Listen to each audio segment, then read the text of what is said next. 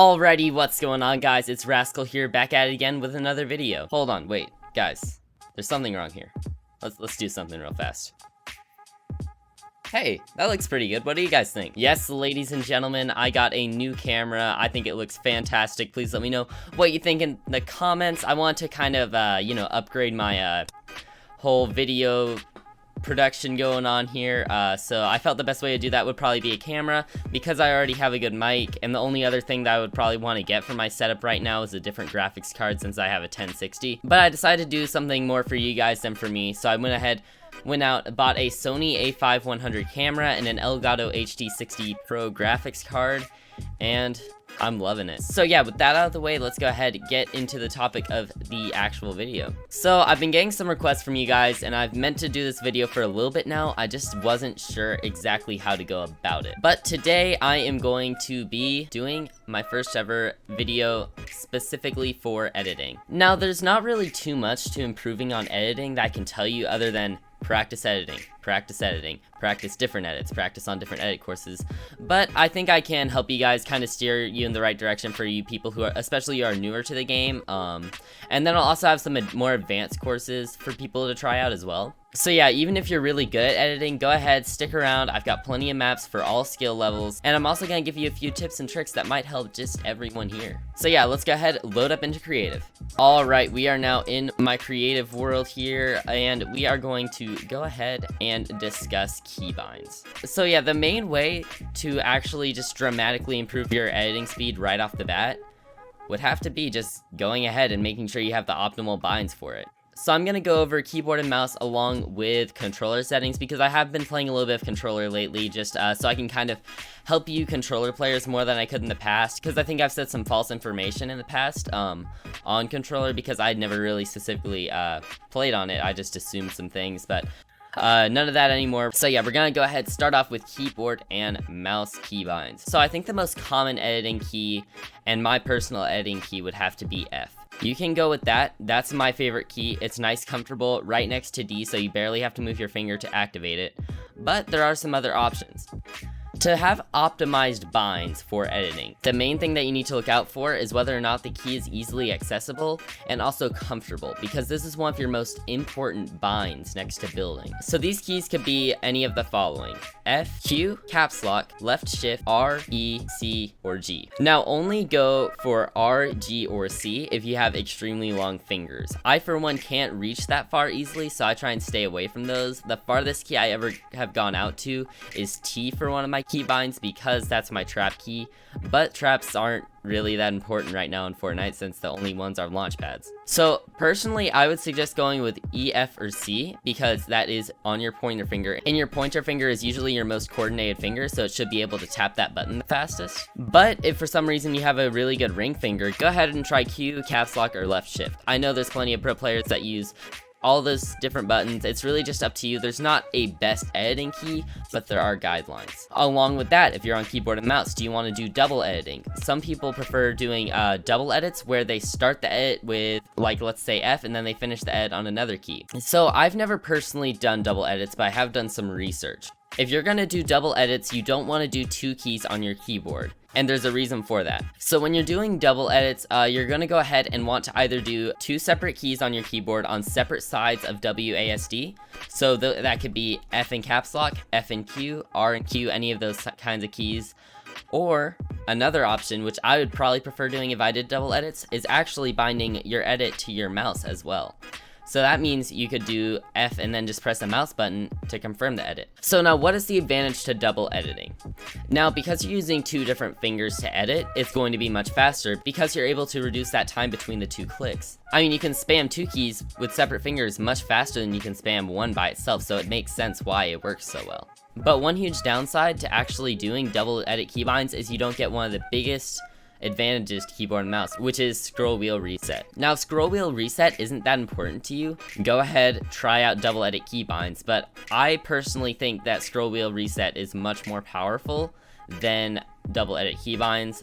But for you people who still want to edit faster, but you can't do double edit keybinds because of scroll wheel reset, I have a solution for you. The other option when editing on keyboard and mouse, never go for the default tap one button to start the edit and one button to confirm. Never do that. That's not a good idea.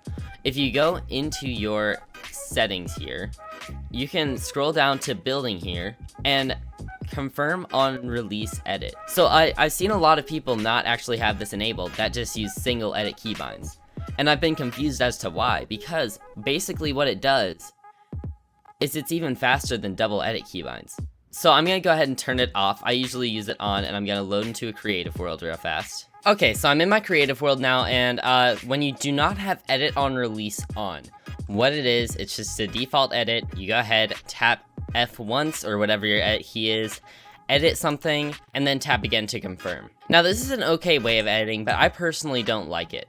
In Chapter 2, they actually released a different keybind that's called Edit on Release, as I just said. Now, confirm Edit on Release, if you turn it on, all you have to do, go ahead, tap to select the edit, go ahead, make an edit, and when you release the click on your mouse, and this is the same for you controller players, when you release the trigger, it automatically completes the edit.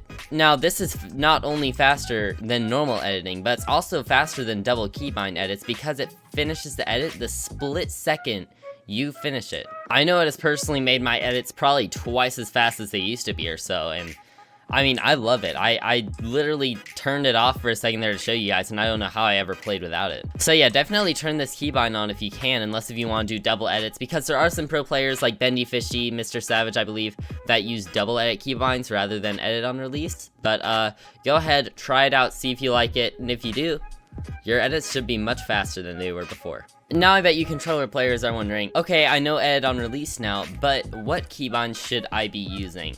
So these are my personal edit keybinds, and I know pretty much every good controller player uses something at least close to this.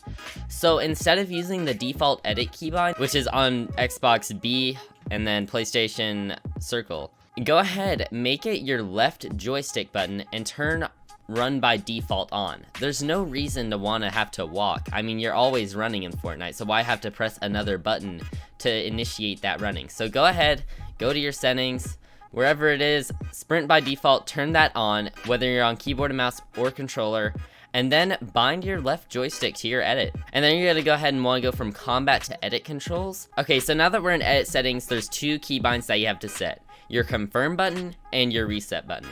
For me personally, I have my reset on RB. For you PlayStation players, that's the equivalent to R1, and my confirm to LT. Now I know a lot of controller players use LT as their confirm, but the thing is resets, there's a little bit of a differentiation there. Some controller players decide to use RB, and then others decide to use their right joystick. I think right joystick can be faster, I just prefer RB as my reset, but that's up to you.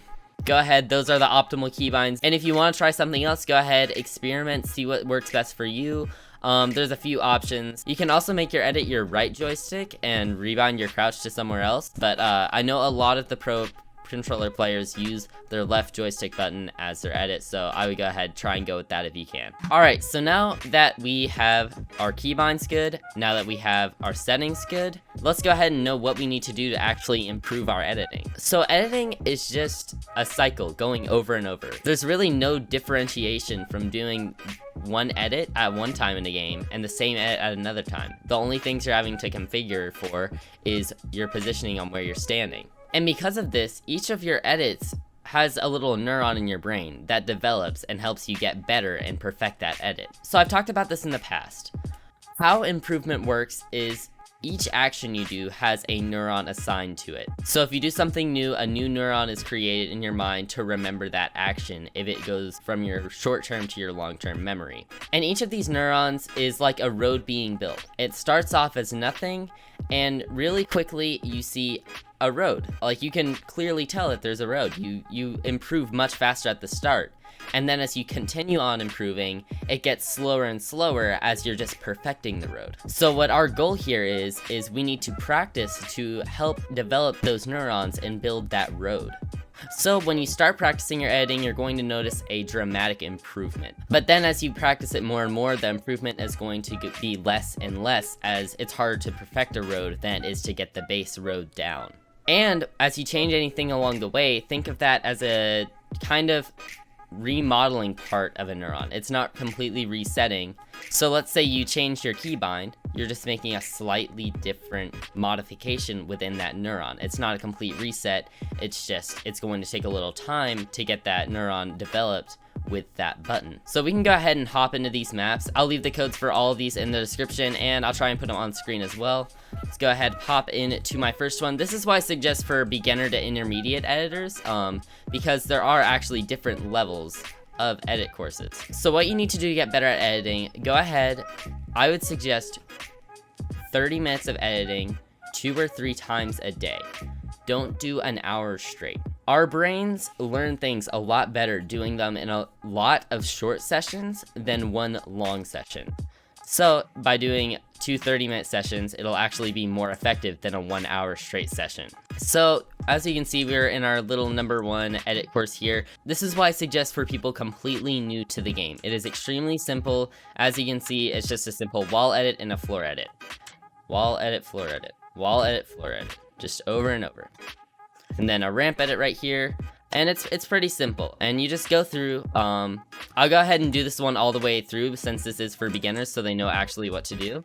I won't go all the way through all the other ones just because it's going to be a while to do that. But I'll kind of get you started off, show you about what the skill level it will be to actually do the course, like how skilled you'll actually need to be able to complete the course is what I mean. And then once I've done that, you guys can check out those maps on your own, and yeah. So as you can see, I'm just trying to make my way through the course. This is just their easiest course on this map. This map was actually made in Season 7, I think. So go ahead, try. You can time yourself if you want to show actual numerical improvement, or you can choose not to. So then there's the 2 course here, which once you start nailing down the number 1 course, go ahead, start going down the 2 course. It's significantly more difficult, but it's not too bad. It's pretty much the same thing, they just add in some more edits for you to do in there, so I'm not going to go through the whole thing, and I'm just going to go ahead and show you map number 3. Map number 3 is a big jump from number 2. As you can see right here, I mean, that's a lot more editing than in the number 2, comparatively to where it went from the 1 jump to 2. Like, I mean, this is a lot more. Goodness, I'm not good at editing today. But yeah, it goes over a lot of different things in this one. It's just about a 3-minute course, 2 to 3 minute course usually, especially if you're significantly fast at editing. And it's really effective, and this is actually the one that I originally used to get good at editing. But, so yeah, I would suggest this one for you more, not quite top tier editor players, but advanced editors for sure. So that's more of a basic map as it was developed in Season 7 and was more related around those kinds of edits that were being done then. But now we can go ahead and move on to my next map, which is actually featured in the Creative Hub right now. I had a different map that I was going to show you guys, but this one is just so much better. So this map is for you advanced players. This is a course you want to go through probably 2 or 3 times, and that should get you about 20-30 minutes. I'm not sure exactly, I haven't really timed it out. It took me about 10 minutes or so to do the course, but it just depends on how fast you are at editing. This course, I'll leave the code on screen right now. Go ahead, check it out, and it's actually labeled. It's got a ton of different courses, and each course has a specific edit that you want to do. So if you go through the number 1, it's just a basic wall edit, but it's actually a little different. It goes ahead and boosts you right up to the wall to simulate you actually being really close to a wall in a 1x1. And this is a slightly different edit than being far away. I mean, as you can see, this edit is much different than the edit up close there. And it's actually kind of hard because you usually don't edit this close, but it'll really save you for when you do have to edit this close. So yeah, once you go through that, there'll be a rift at the end that you can go through and then go on to number 2. And number 2 is just a simple ramp and wall edit. And these progressively get harder as you go through them. So I think it's more meant to be a warm-up than an actual practice course, but it does go over crucial edits that are in the current metas that you need to practice. So once again, I don't think it's necessary for me to show you all of these. Since this is the advanced course, I mean, you guys should be able to catch on if you are actually advanced in editing. There's a 90 place over there to crank. It is in Spanish, so I don't speak fluent Spanish at all, so I can't actually translate all this, but it does get pretty hard, as you can see right here. I mean, This is actually a decently hard editing course right here, once you get to the end. But now I'm gonna give you guys a couple of tips and tricks that have definitely helped me, and one I just learned recently. So we're gonna go ahead and hop into a creative world, just our own grid island, because why not? Okay, so real fast, I'm going to show you guys a couple of tips and tricks. Two actually. Only one will apply for console players. Okay, so let's go ahead, place a wall. We can edit this wall from looks like one wall away. Look at that. So that's usually as far as you need to edit. But what I learned recently is you can actually edit this from farther away. How is that, you might ask? So if we go ahead and pull out our wall, or our blueprint in general, and walk up closer to this, look at how much farther we can edit this away. I mean, that adds about a quarter more distance, 25% more to how far we can edit away from something. So this is really helpful when trying to do triple edits because you're able to start your edits much sooner. And along with that, I have noticed your edits actually are a little bit faster because, I mean, there is a tiny bit of delay from pulling out your blueprint. And I don't know if that's an exact fact, but I have noticed I've been editing a lot faster when I've been trying to apply this trick. And my second tip is for you keyboard and mouse players out there. Look at what side your edit button is on. If it is on your left side, you are a right side editor. You are going to be more dominant editing on your right side like this. Like whenever there's a single side edit, like a arch or something, or even a stair, stuff like that, like bam, you're gonna be a lot better on your right side because you have movement so you can move diagonally. And the reason I say that is because you can't actually move to the left while tapping your edit button if your edit button is on the left. That finger is already occupied. Unless if you want to like curve your other finger around to do that, it's just not really worth all that effort though.